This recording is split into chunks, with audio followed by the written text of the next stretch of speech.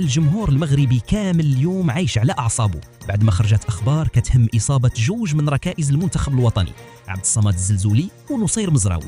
توقيت الإصابة حساس بزاف، حيث أسود الأطلس مقبلين على مواجهة قوية أمام البرازيل، وملي كتكون المباراة ضد منتخب بحال البرازيل أي غياب ممكن يبدل الحسابات. في هذا الفيديو غادي نهضروا على تفاصيل إصابة الزلزولي ومزراوي، شنو تأثيرها على المنتخب، واش دكة البدلاء قادرة تعوض هذه الغيابات، ومن هما الأسماء اللي ممكن يدخلوا للحسابات ديال الناخب الوطني، والأهم من هذا الشيء كامل واش المنتخب المغربي قادر يحافظ على نفس القوة والتوازن أمام البرازيل رغم هذه الإصابات. الإصابات بدأت كتخلق القلق وسط الجماهير المغربية، خصوصا مع اقتراب أول مباراة للمنتخب الوطني في المونديال أمام البرازيل. فبعد إصابة عبد الصمد الزلزولي ونصير مزراوي بزاف ديال الأسئلة ولات كتطرح. واش هاد الغيابات غادي تأثر على أداء أسود الأطلس؟ واش دكة البدلاء عندها نفس الجودة باش تعوض اللاعبين الأساسيين؟ حسب المعطيات الأولية عبد الصمد الزلزولي تعرض للإصابة على مستوى أربطة الركبة، وهذه الإصابة غادي تبعدوا على الملاعب الفترة جاية في انتظار التأكيد الرسمي بخصوص مدة الغياب. أما نصير مزراوي فالإصابة ديالو كانت على مستوى الكتف، لكن الفحوصات الأولية كانت مطمئنة نسبيا بالنسبة للطاقم الطبي والتقني ديال المنتخب.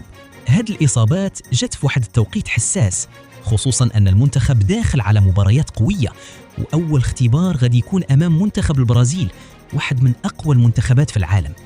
وهنا كيبان التخوف الحقيقي، واش المنتخب المغربي عنده بدائل قادرة تدخل وتعطي نفس الإضافة، ولا غادي يبان الفرق بين اللاعبين الرسميين والاحتياطيين؟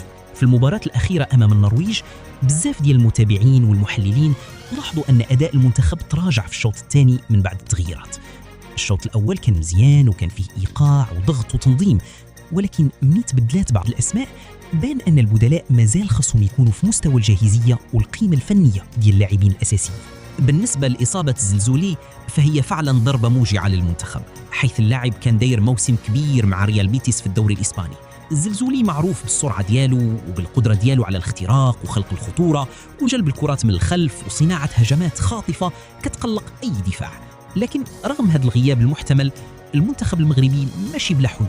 كاينين أسماء ممكن تعطي الإضافة في الهجوم بحال أنس الزروري، وحتى بعض الخيارات الأخرى اللي ممكن الناخب الوطني يفكر فيها حسب اللائحة الموسعة وحسب طبيعة الخصم. كاين اللي كيهضر على إمكانية الاعتماد على عمران لوزة، وكاين اللي كيشوف أن سفيان بوفال يقدر يرجع للحسابات إذا كان جاهز بدنيا وفنيا. لكن السؤال اللي كيبقى مطروح هو واش بوفال مع عامل السن وكثرة الإصابات اللي دازت عليه قادر يسير الإيقاع السريع اللي كيعتمد عليه المنتخب؟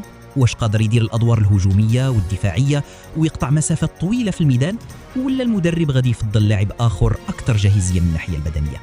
من جهة أخرى بعض المحللين كيشوفوا أن المشكل الأكبر ماشي فقط في غياب الزلزولي، ولكن في التوازن العام ديال المنتخب، وخاصة في الدفاع، لأن الهجوم فيه حلول وأسماء قادرة تصنع الفارق، ولكن الخط الدفاعي هو اللي خصو استقرار أكثر، خصوصا أمام منتخب بحجم البرازيل.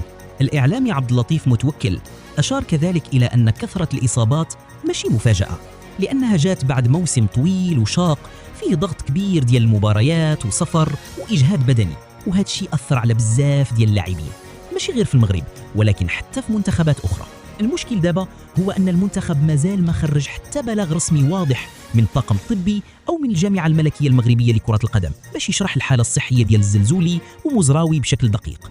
وهذا الغياب ديال المعلومة الرسمية خلى التأويلات تكتر، بين اللي كيهضر على نهاية حلم الزلزولي في المونديال وبين اللي كيتوقع غيابه غير ل3 أو 4 أسابيع. في الأخير الأمل باقي موجود، والجماهير المغربية كتمنى أن الإصابة ديال الزلزولي ما تكونش خطيرة بزاف، وأن مزراوي يرجع بسرعة، لأن المنتخب محتاج جميع ركائزه في هذه المرحلة.